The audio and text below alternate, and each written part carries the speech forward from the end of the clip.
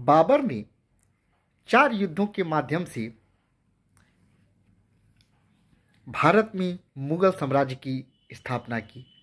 इन 4 युद्धों के बारे में अक्सर परीक्षाओं में पूछा जाता है। प्रश्न कई तरीके से पूछा जाता है। एक तो युद्धों के बारे में पूछा जाता है, ये युद्ध कब हुए, किसके किसके बीच हुए, परिणाम क्या रहा।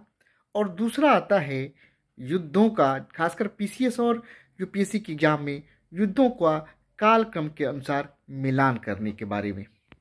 तो आइए जानते हैं कि ये 4 महत्वपूर्ण युद्ध कौन थे जिन्होंने भारत में मुगल सत्ता की स्थापना की और ये कब लड़े गए, इनका कालक्रम क्या था और किसके किसके बीच ये युद्ध हुए।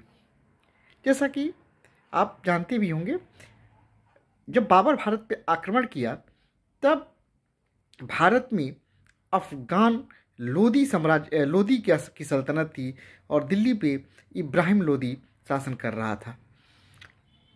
लोदी का अपने सामंतों सरदारों में, खासकर उसके जो चाचा थे आलम खां लोदी और दौलत खां लोदी से मतभेद थे और इन्हीं लोगों ने बाबर को आमंत्रित किया।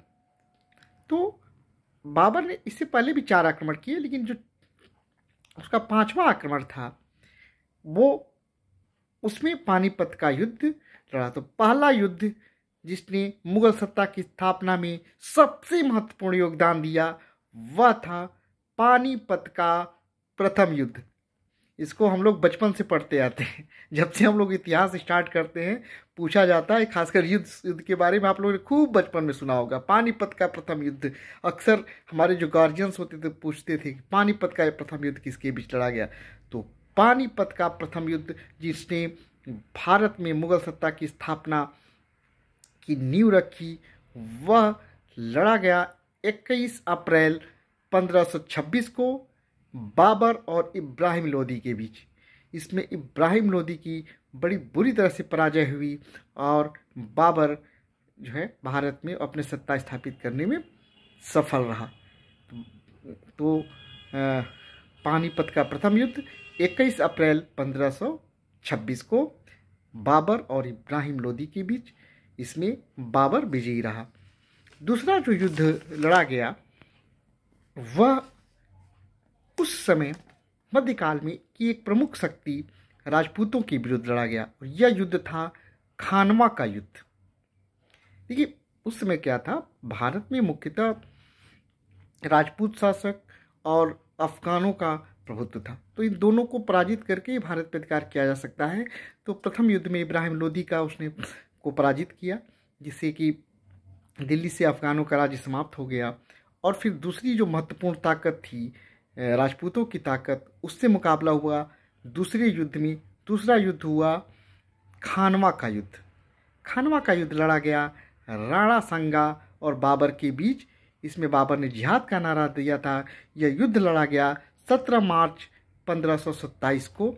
इसमें बाबर की राणा संगा पर निर्णायक विजय हुई। एक महत्वपूर्ण बात यह भी थी कि इस समय बाबर के राणा संगा के साथ आलम खां लोदी और दौलत खां लोदी वगैरह ये लोग थे साथ में, लेकिन उसके बावजूद बाबर विजयी रहा। ये उसके कुशल सेनापतित्व का नमूना था।